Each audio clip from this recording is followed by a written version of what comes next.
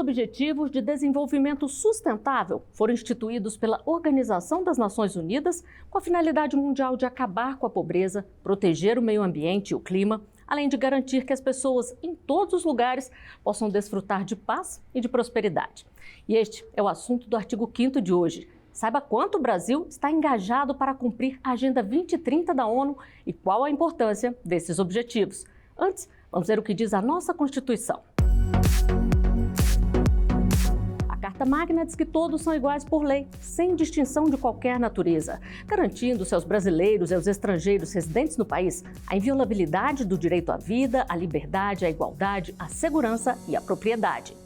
E para falar sobre os Objetivos de Desenvolvimento Sustentável, eu converso com Patrícia Iglesias, que é professora da Faculdade de Direito da Universidade de São Paulo e presidente do Instituto O Direito por um Planeta Verde. E também converso com o juiz federal Gabriel Veddi, que é autor de vários livros sobre o tema e é professor de Direito Climático. Doutor Veddi, eu gostaria que o senhor começasse explicando para a gente o que são os Objetivos de Desenvolvimento Sustentável. Os Objetivos do Desenvolvimento Sustentável são metas que visam, na realidade, orientar o Estado nas suas três funções, a legislativa, executiva e o próprio Poder Judiciário. O Supremo Tribunal Federal tem demonstrado isso até nas suas decisões, no caso Fundo Clima, no caso Fundo Amazônia, no caso das queimadas no Pantanal e também nas suas ações administrativas junto ao CNJ, criando comissões para desenvolver esses objetivos, que também eles são o norte para a própria iniciativa privada, baseado em 4 pilares fundamentais. Eu tive a felicidade de ser aluno do professor Jeffrey Sachs, na Universidade de Colômbia, que é praticamente o padrinho desses objetivos. Era o principal assessor para o desenvolvimento sustentável de Ban Ki-moon na época, né? E ele sempre dizia, não precisava 17 objetivos, 179 metas, bastaria a inclusão social, a tutela ambiental, o desenvolvimento econômico e a boa governança.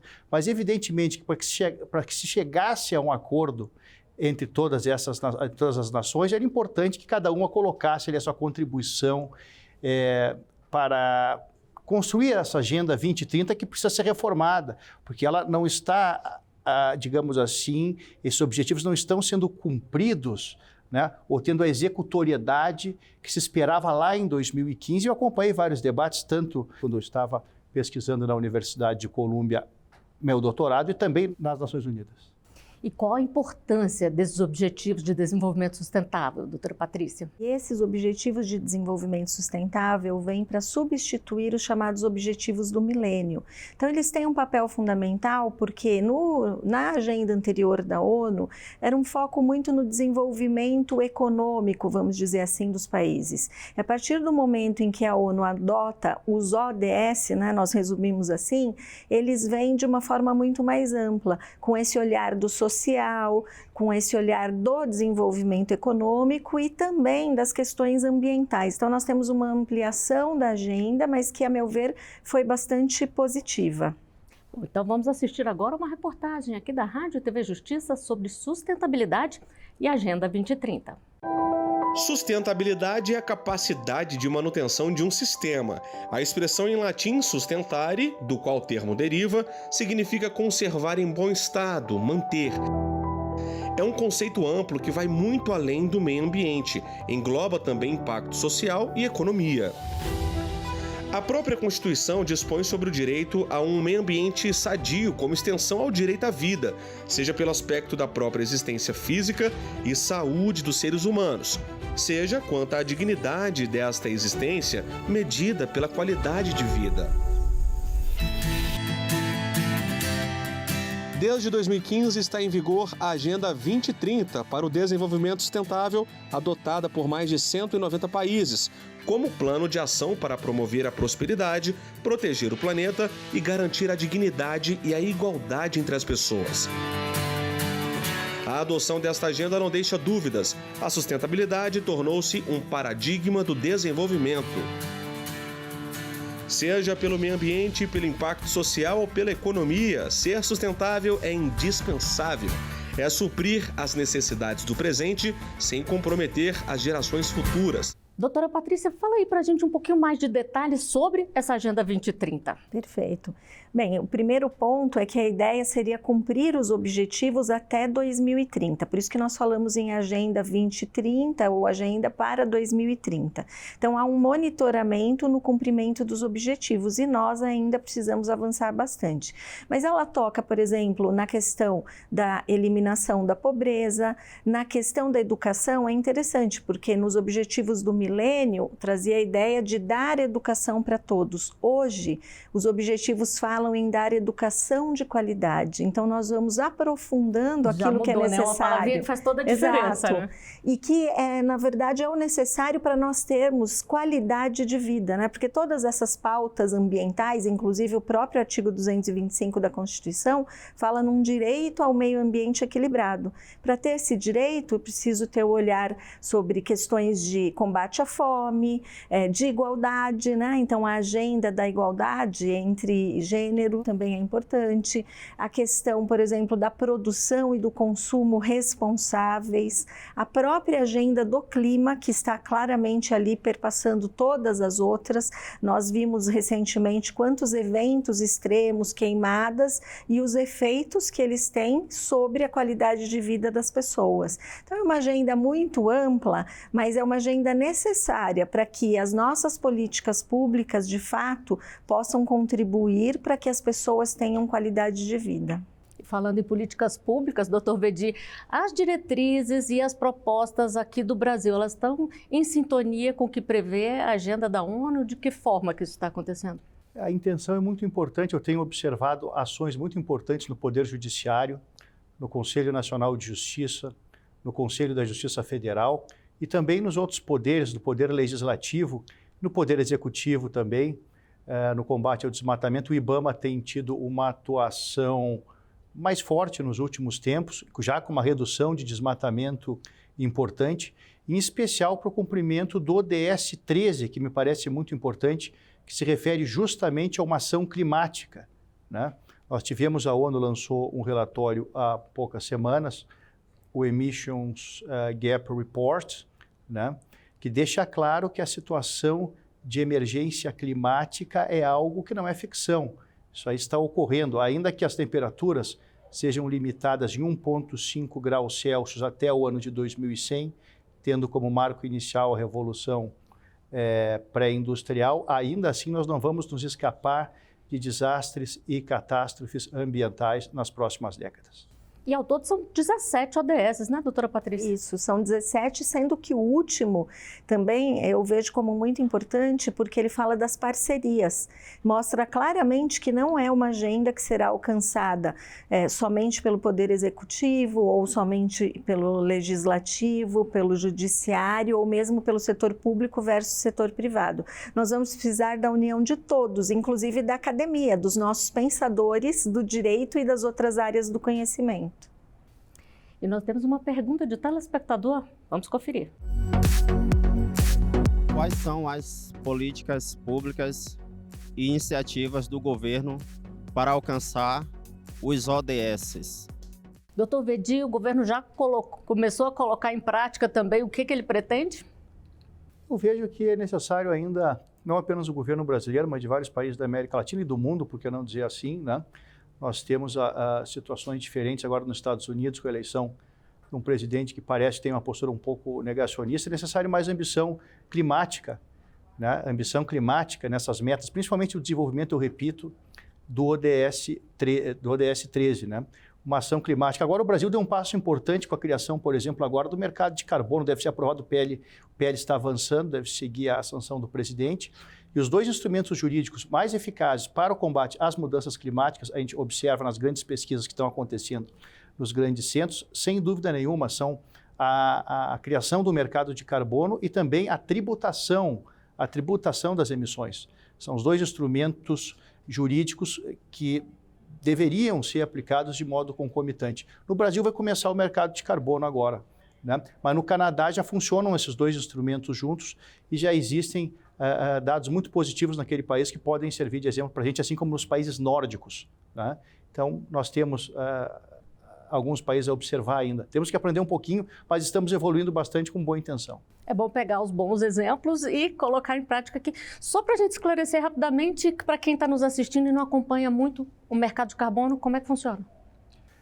São licenças, na realidade, que são emitidas pelo governo, né? Então, quanto menos se emitir, né, menos essas licenças vão ter que ser negociadas no mercado. Aqueles que emitirem mais do que o limite dessas licenças vão ter que sair ao mercado para comprar e vão gastar mais dinheiro, vão ter mais prejuízo, né? Então, aqueles que emitirem menos vão ter mais lucro. Os que estiverem emitindo muito vão ter que provavelmente se deslocar para a energia renovável. É que um grande professor de Harvard fala, Cass Sunstein, ele fala uma espécie de nudge, né? O mercado de carbono não deixa de ser uma espécie de nudge, um empurrãozinho, né? Para que se deixe os combustíveis fósseis, né? Se deixe, por exemplo, a indústria baseada no desmatamento, né? Nas queimadas, como acontece no grande agro, né? E comece a se olhar para as energias renováveis, a energia solar, a energia eólica, a energia marítima, a biomassa, né? Essas energias renováveis, elas são o futuro, nós precisamos descarbonizar a economia. Uma descarbonização, aliás, tecnicamente se fala na descarbonização profunda da economia. O Brasil precisa seguir nesse rumo. Falamos aqui, doutora Patrícia, do ODS 13, a senhora já falou do 17, mas quais outros são prioridade para o Brasil? Na área de educação, por exemplo, o ODS 4, ou erradicação da pobreza, ODS 1... Bem, eu vejo que a questão da educação, como colocada nos Objetivos de Desenvolvimento Sustentável, é realmente relevante para nós, porque a questão é conceder e propiciar uma educação de qualidade. E nós sabemos que a massa crítica, a população, né, vamos dizer, a sociedade tem mais condição de se manifestar quando ela conhece de fato aquele assunto. Então, nós ainda precisamos trabalhar muito na educação de uma forma geral e também na educação ambiental, para que as pessoas entendam a importância dessa agenda para a sua própria vida, para a sua própria qualidade de vida. E eu faria um complemento aqui em relação à pergunta anterior, né? O Brasil acabou de apresentar a sua nova NDC na COP de Baku, eu estive lá presencialmente representando a USP, e esse é um aspecto bastante importante, porque o país se compromete com uma redução de emissões, utilizando também a questão do combate ao desmatamento de uma forma assim bastante eficiente, a meu ver, e que vai ser bem diferencial para o nosso país cumprir a agenda do Acordo de Paris. O artigo 5º vai a um rápido intervalo, a gente volta já.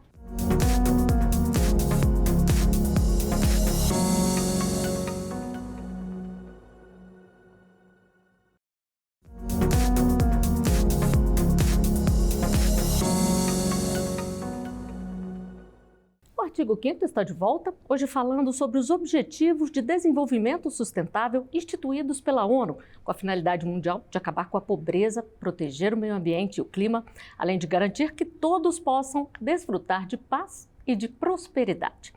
E eu continuo conversando sobre esse tema com o juiz federal Gabriel Vedi, que é autor de vários livros sobre o tema e é professor de Direito Climático, e com Patrícia Iglesias, que é professora da Faculdade de Direito da Universidade de São Paulo e também presidente do Instituto O Direito por um Planeta Verde. Bom, doutor Gabriel, como é que o judiciário pode contribuir ainda mais com os ODS?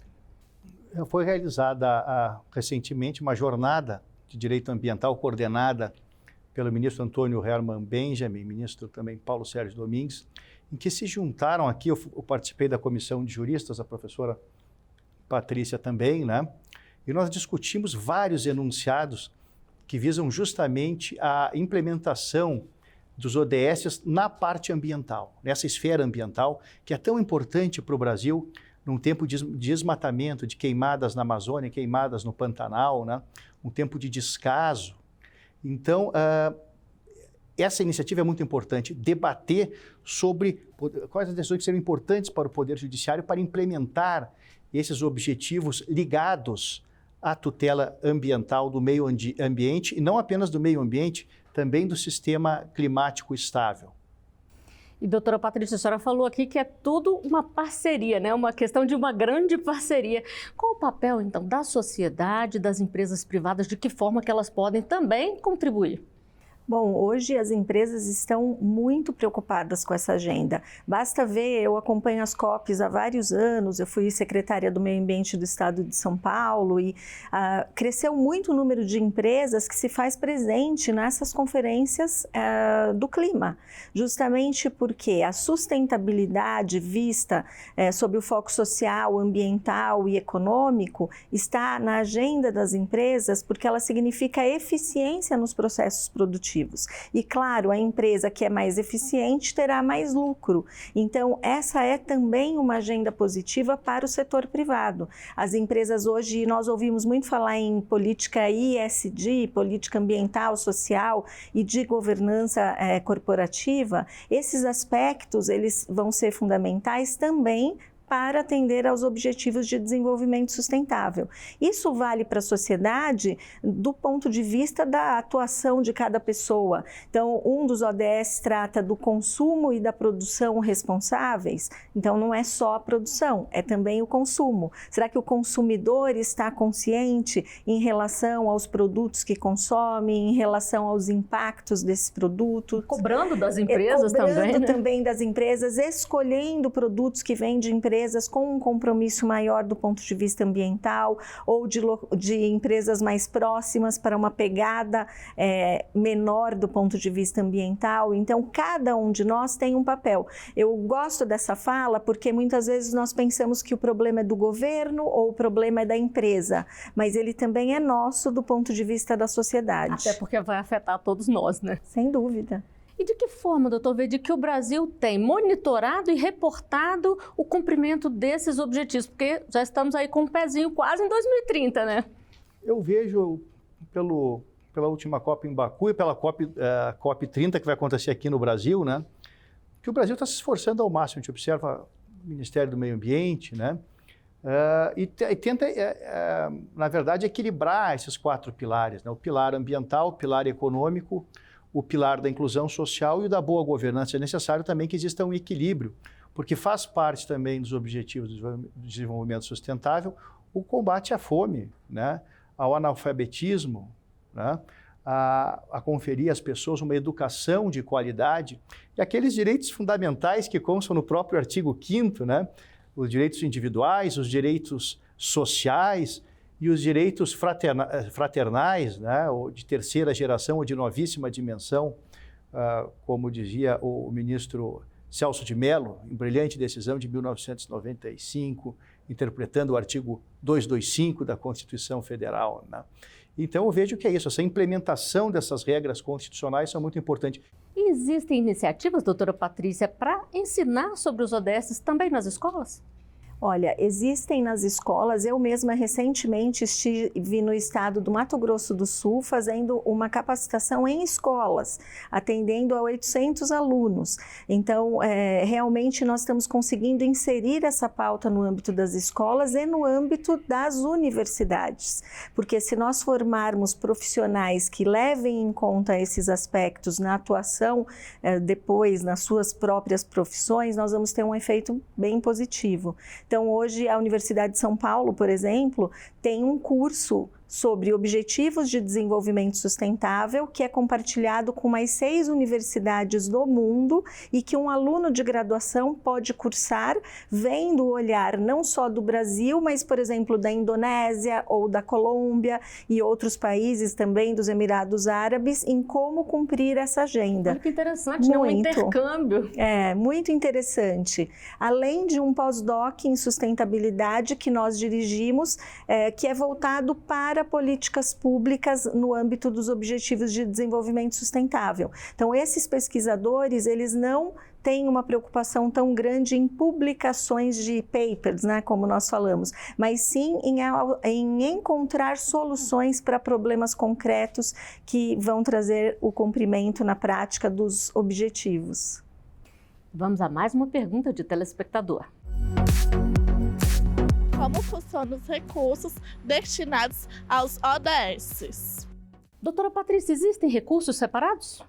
Os recursos não são separados orçamentariamente para os Objetivos de Desenvolvimento Sustentável, mas eles são voltados para políticas públicas. E como os objetivos têm ali uma série de políticas públicas, então, por exemplo, um recurso que vai para a educação, ele com certeza, ao ser empregado, vai ter um reflexo positivo no cumprimento dos Objetivos de Desenvolvimento Sustentável. E assim em outras áreas também, no combate à fome, enfim, na questão de igualdade de gênero, né, mas não é uma linha específica para a ODS. E o papel das ONGs, doutor Vedi? Qual é a importância das ONGs entrarem também nesse cumprimento dos ODS?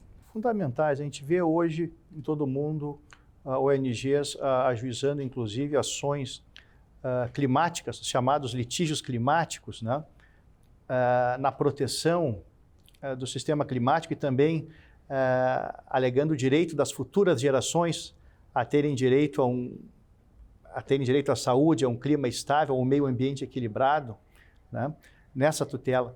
Então, realmente as ONGs, por estarem tão próximas, né, elas estarem tão conectadas na estrutura social, né, na nossa sociedade, elas têm um papel fundamental na implementação desses ODS, seja no seu pilar social, econômico, ambiental e também naqueles de boa governança para garantir transparência nos órgãos públicos, na gestão dos recursos, na prestação de contas, principalmente daqueles empreendimentos que causam riscos de danos ao meio ambiente. Nós tivemos no Brasil o caso Mariana, o caso Brumadinho, né? E é necessário, então, que exista boa governança para que esse tipo de desastres, catástrofes ambientais não se repitam. Um exemplo interessante é o papel dos ambientalistas e, portanto, sempre ligados a organizações desse tipo, em conselhos estaduais de meio ambiente, porque eles vão apreciar, por exemplo, projetos de novos licenciamentos, novas atividades que vão acontecer no estado e poder votar e discutir o cabimento ou não, direta ou indiretamente ligado à questão dos ODS. Vamos à última pergunta de telespectador. Qual é o impacto das ações para o ODS 15 no Brasil? Doutor Vedi, é o ODS da vida terrestre, não é mesmo? O último relatório da ONU, né, sobre biodiversidade coloca que nas próximas décadas nós sofremos o risco de perdermos 1 milhão de espécies. O impacto sobre isso, não apenas ambiental, social, mas econômico, da biodiversidade é imenso, né? A vida terrestre não humana e humana, né, a nossa Constituição, ela é pautada pelo princípio da dignidade da pessoa humana. Nossa Constituição, de acordo com o precedente do Supremo, ela defende um antropocentrismo alargado, né? Então, realmente, eu vejo que esse ODS é muito importante, né? E a vida terrestre ela precisa ser protegida, né? Seja para os seres humanos, das presentes e futuras gerações, e também para os seres não humanos, né? E por isso que se fala hoje muito até mesmo no direito dos animais. É uma ramificação que está surgindo, primeiro internamente dentro do direito ambiental, mas já existem várias cadeiras em várias universidades do mundo que lecionam direito dos animais, né? E tem a grande preocupação com os outros biomas e com a Amazônia também, né? Porque a gente está falando aqui dos animais, o senhor falou também antes do meio ambiente. Exatamente, e um bioma que não tem se dado, as pessoas não estão percebendo, é o bioma Pampa, lá do meu estado, do Rio Grande do Sul, que tem sofrido muito, né? Já que não existe florestas assim visíveis, como na floresta amazônica, na Mata Atlântica, mas o bioma Pampa está sofrendo também com uma perda de biodiversidade que nós precisamos dar uma profunda atenção. Há muitos anos o ecologista José Lutzenberger, um nome mundial para ecologia, né?